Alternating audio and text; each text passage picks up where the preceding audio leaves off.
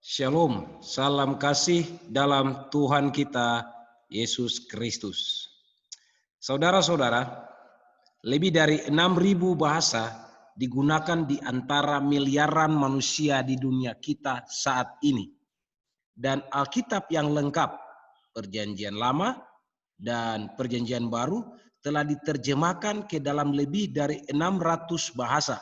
Sedangkan khusus untuk Perjanjian Baru saja sudah diterjemahkan ke dalam lebih dari 2.500 bahasa. Bagi kita itu sudah sangat banyak, tetapi sebenarnya itu masih kurang dari setengah bahasa yang dikenal di dunia. Bahkan laporan awal tahun 2020 diperkirakan sekitar 1,5 miliar orang tidak memiliki sama sekali Alkitab yang diterjemahkan ke dalam bahasa utama mereka. Oleh karena itu, kita yang sudah memiliki Alkitab dalam bahasa utama kita haruslah merasa bersyukur. Masalahnya adalah ada beberapa ayat atau pasal yang mungkin sangat sukar untuk dipahami dengan menggunakan bahasa utama kita. Dan oleh sebab itu, pada saat ini kita akan membahas bagaimana kita dapat memahami dengan benar cara untuk bisa mengerti Alkitab ketika berhadapan dengan ayat-ayat yang sulit atau sukar. Ada beberapa hal penting yang harus kita ingat ketika mempelajari Alkitab. Yang pertama, Alkitab ditulis sebagai saksi bagi pekerjaan Allah dalam sejarah, rencananya untuk menembus manusia yang jatuh dan mengajarkan kita dalam semua kebenaran. Artinya bahwa Tuhan memilih memberikan Alkitab dalam bahasa manusia, membuat pemikiran dan gagasannya terlihat melalui kata-kata manusia.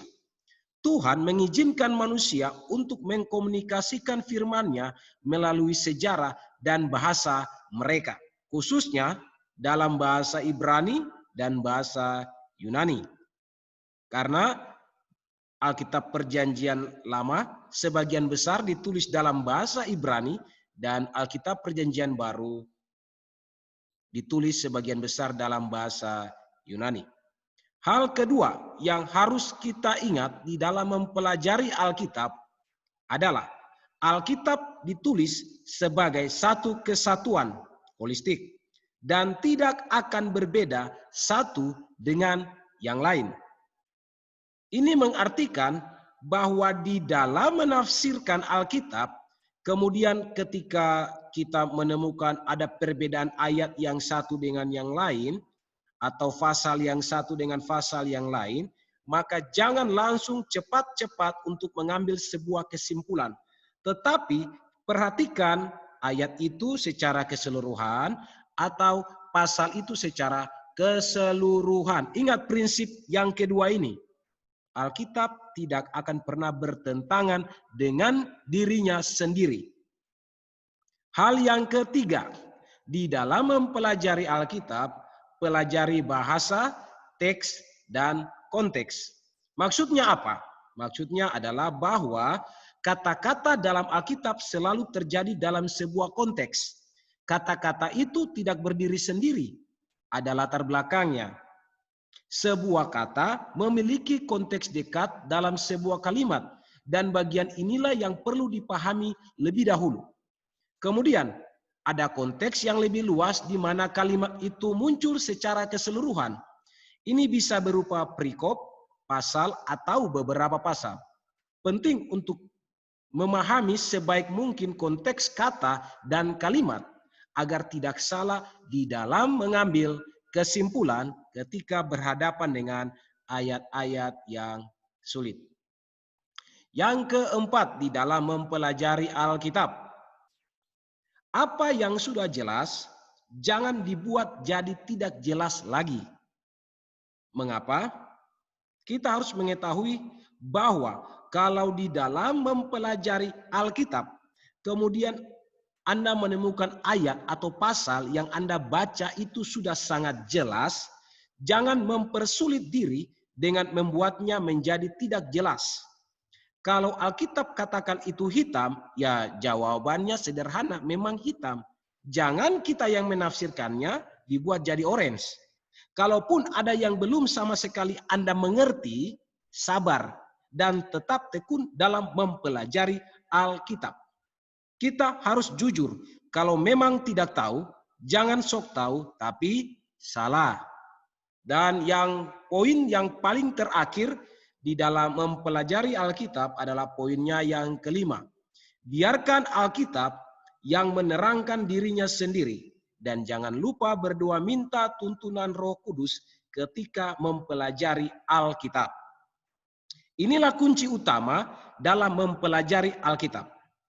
Bapak Ibu sekalian, sebagai anggota gereja Masehi Advent hari ke-7, kita adalah Protestan, yang berarti bahwa kita percaya kepada sola scriptura, yaitu hanya Alkitab saja sebagai satu-satunya dasar wewenang iman dan doktrin kita. Karena Alkitab adalah standar tabiat yang menyatakan doktrin atau ajaran dan ujian pengalaman. Di dalam buku yang ditulis oleh John Fox dengan judul Kisah Para Martir dari tahun 35 sampai tahun 2001, pada halaman yang ke-193 ada diceritakan tentang salah seorang martir yang bernama Hudson Taylor. Dia hidup dari tahun 1832 dan menjadi martir tahun 1905. Apa yang dia katakan ketika Dr. Hudson Taylor ini menjadi seorang martir, lalu dia akan dibakar dengan api, dia menyanyikan lagu dalam Mazmur pasal 51 dan menyerahkan dirinya. Ditulis dalam buku ini, Dr. Hudson Taylor ini dia katakan bahwa, wahai orang-orang baik, saya tidak mengajarkan apapun kepada kalian kecuali firman Allah yang kudus. Dan pelajaran-pelajaran itu saya ambil dari buku yang diberkati Allah, Alkitab.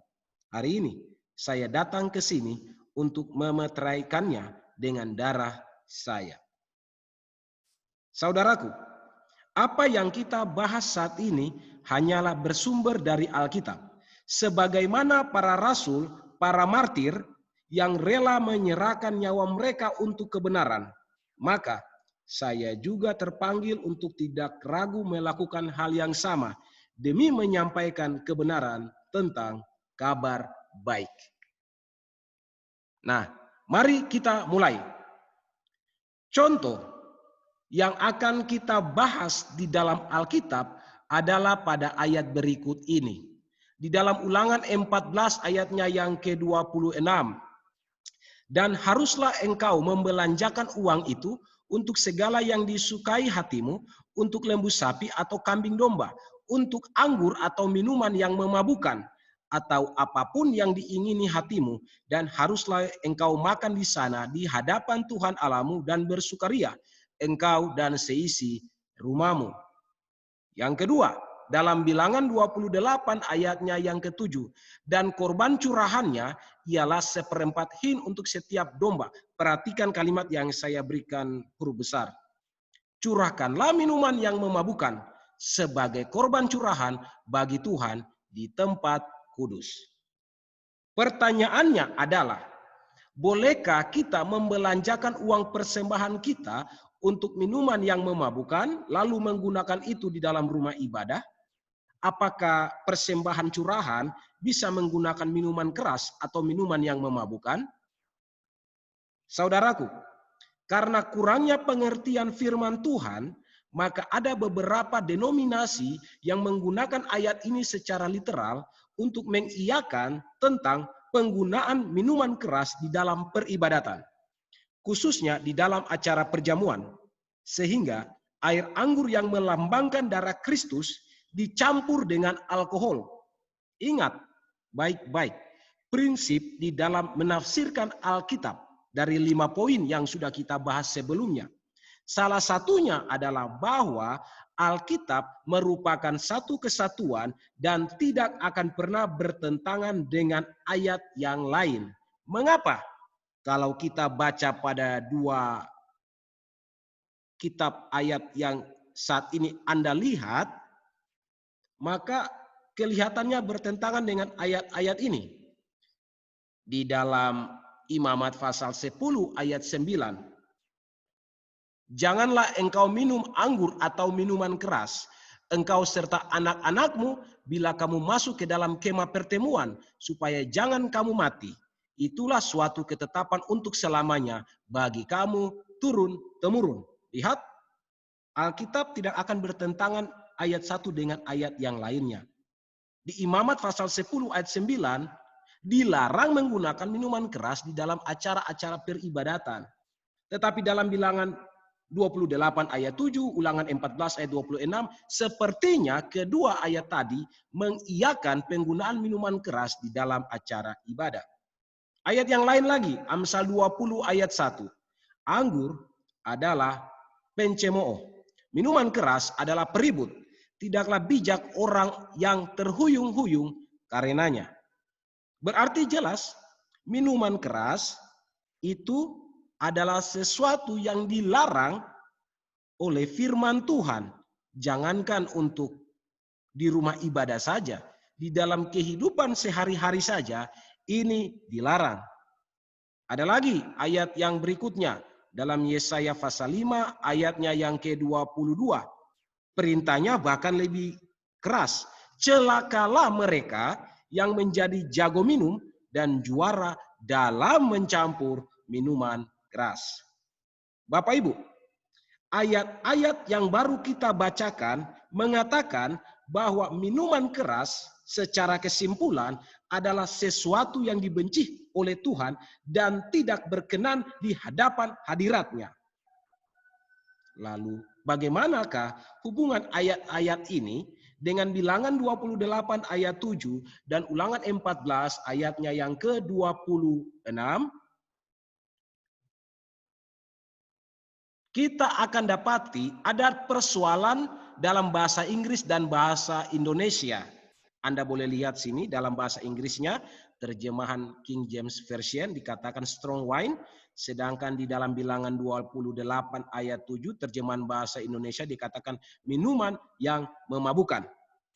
Mari dengarkan apa yang akan saya berikan penjelasan kepada Anda sekalian yang menyaksikan akan video ini. Saudaraku, minuman yang sangat umum di Israel adalah perasan buah anggur yang dalam bahasa Ibraninya adalah yayin. Di dalam bahasa Inggris, kata yayin diterjemahkan sebagai wine. Masalahnya adalah kata wine di dalam bahasa Inggris memiliki konotasi yaitu minuman anggur yang mengandung alkohol. Padahal kata yayin bisa merujuk kepada perasan buah anggur segar. Tetapi diterjemahkan ke dalam bahasa Indonesia adalah minuman yang memabukkan. Ini dalam bahasa Ibraninya yayin dan shekar. Dalam bahasa Ibrani kata yayin adalah untuk anggur perasan murni, sedangkan kata shekar adalah untuk anggur yang sudah difermentasi atau yang mengandung alkohol. Jadi pertanyaannya adalah, apa sebenarnya yang dimaksudkan dalam Bilangan 28 ayatnya yang ke-7? Sebab di dalam Imamat pasal 10 ayatnya yang ke-19, minuman keras itu dilarang. Tetapi di dalam Bilangan 28 ayatnya yang ke-7, kenapa sepertinya hal itu diizinkan? Saya berikan bahasa aslinya dari Bilangan pasal 28 ayatnya yang ke-7. Disebutkan di dalam bahasa Ibraninya adalah nesek rebiin hin kebes ehat kodes nazak nesek sekar Jehova. Nah, apa artinya? Kata yang muncul pertama di dalam Bilangan 28 ayatnya yang ke-7 adalah nezek. Anda boleh perhatikan kata nezek.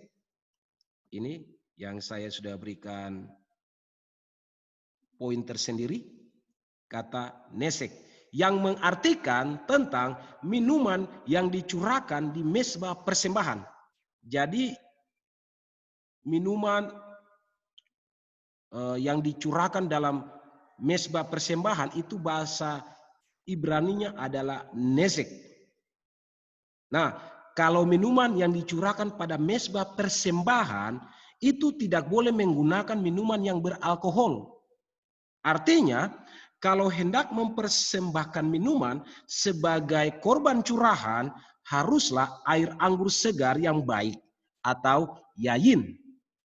Tetapi kenapa nesek yang dimaksudkan adalah yayin itu pada bilangan 28 ayat 7 bagian B sudah berubah menjadi sekar? Inilah jawabannya. Karena di tanah Kanaan atau Timur Tengah, iklim dan cuaca di sana sangat panas kalau siang hari dan sangat dingin kalau malam hari. Dan pengaruh cuaca ini sangat mudah untuk merubah air anggur segar, yayin tadi, setelah beberapa waktu berubah dengan sendirinya. Sekali lagi, berubah dengan sendirinya menjadi terfermentasi yang disebut syekar. Jadi kenapa sekar yang digunakan? Ketika seseorang pergi ke Ka'bah membawa minuman anggur segar, yayin, di dalam perjalanan karena cuaca yang kering dan panas, maka yayin tadi yang dipersiapkan untuk nesek, korban curahan tadi, berubah menjadi terfermentasi atau sekar. Bukan karena sengaja mau membuat minuman keras. Itulah sebabnya tetap diterima dan muncullah ayat seperti bilangan 28 ayat 7 supaya imam dan orang yang membawa persembahan tidak perlu berdebat. Nah, prinsip ini juga diterapkan di dalam menafsirkan Ulangan 14 ayat 26. Dan haruslah engkau membelanjakan uang itu untuk segala yang disukai hatimu, untuk lembu sapi atau kambing domba, untuk anggur atau minuman yang memabukkan, atau apapun yang diingini hatimu, dan haruslah engkau makan di sana di hadapan Tuhan Allahmu, dan bersukaria engkau dan seisi rumahmu. Prinsip yang diterapkan dalam menafsirkan Ulangan 14 ayat 26 sama seperti ketika kita tadi berbicara tentang bilangan 28 ayatnya yang ketujuh. Karena kata anggur segar yang digunakan adalah yayin dan minuman yang sudah terfermentasi digunakan kata sekar. Tetapi di dalam bahasa Indonesia digunakan kalimat minuman yang memabukkan. Jadi sekali lagi yang dimaksudkan di dalam Ulangan pasal 14 ayat 26 itu adalah yayin. Yayin tadi. Tetapi karena perjalanan yang jauh kemudian cuaca yang ekstrim sehingga pada akhirnya yayin tadi berubah menjadi sekar atau terfermentasi. Ulangan 14 ayat 26, dia paralel juga dengan Imamat pasal 27 ayat 30 sampai 33. Demikian juga segala persembahan persepuluhan dari tanah, baik dari hasil benih di tanah maupun dari buah pohon-pohonan adalah milik Tuhan. Itulah persembahan kudus bagi Tuhan. Tetapi jikalau seseorang mau menebus juga sebagian dari persembahan persepuluhannya itu, maka ia harus menambah 1/5. Mengenai segala persembahan persepuluhan dari lembu sapi atau kambing domba, maka dari segala yang lewat dari bawah tongkat gembala waktu dihitung, setiap yang ke-10 harus menjadi persembahan kudus bagi Tuhan. Perhatikan ayatnya yang ke-33. Janganlah dipilih-pilih mana yang baik dan mana yang buruk. Dan janganlah ditukar. Jikalau orang menukarnya juga, maka baik hewan itu maupun tukarnya haruslah kudus dan tidak boleh ditebus. Artinya apa? Kata jangan pilih-pilih mana yang baik, mana yang buruk. Itu mengartikan ada yang yain, ada juga yang sudah terfermentasi karena perjalanan yang jauh sehingga menjadi sekar. Makanya kalimatnya seperti ini. Janganlah dipilih-pilih mana yang baik dan mana yang buruk. Jadi jelas, Alkitab tidak pernah mengiyakan kita untuk menggunakan minuman keras di dalam acara peribadatan. Penyalahgunaan ayat-ayat, baik itu di dalam Bilangan 28 ayat 7 dan Ulangan 14 ayat 26, hanyalah karena mereka tidak mengerti bagaimana menafsirkan ayat-ayat Alkitab yang sukar. Ingat kembali prinsip yang sudah kita bahas awal. Saya berikan kesimpulan. Prinsip di dalam menafsirkan ayat-ayat yang sukar. Ini berlaku untuk semua. Yang saya berikan tadi hanya 2 contoh ayat saja untuk kita agar itu bisa menjadi contoh untuk mempelajarinya. Nah, prinsip di dalam menafsirkan ayat-ayat sukar yang pertama, Alkitab ditulis sebagai saksi bagi pekerjaan Allah dalam sejarah, rencananya untuk menebus manusia yang jatuh dan mengajar kita dalam semua kebenaran. Jadi, kebenaran secara keseluruhan, baik itu di dalam perjanjian lama maupun di dalam perjanjian baru.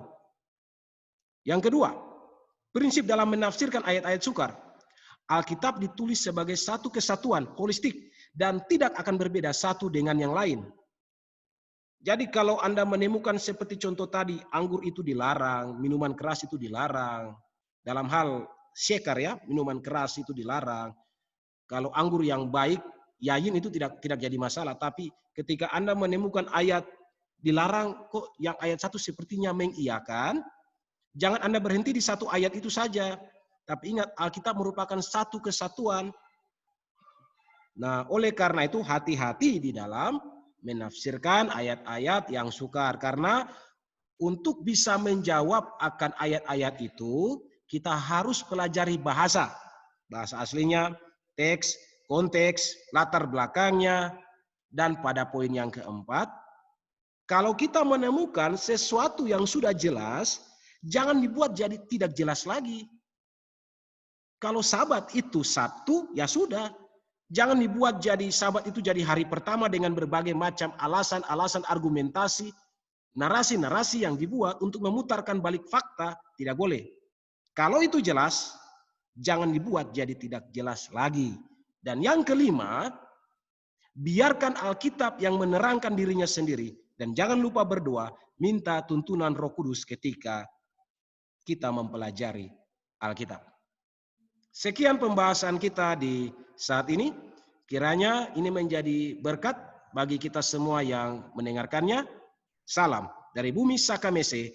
Tuhan Yesus memberkati. Shalom.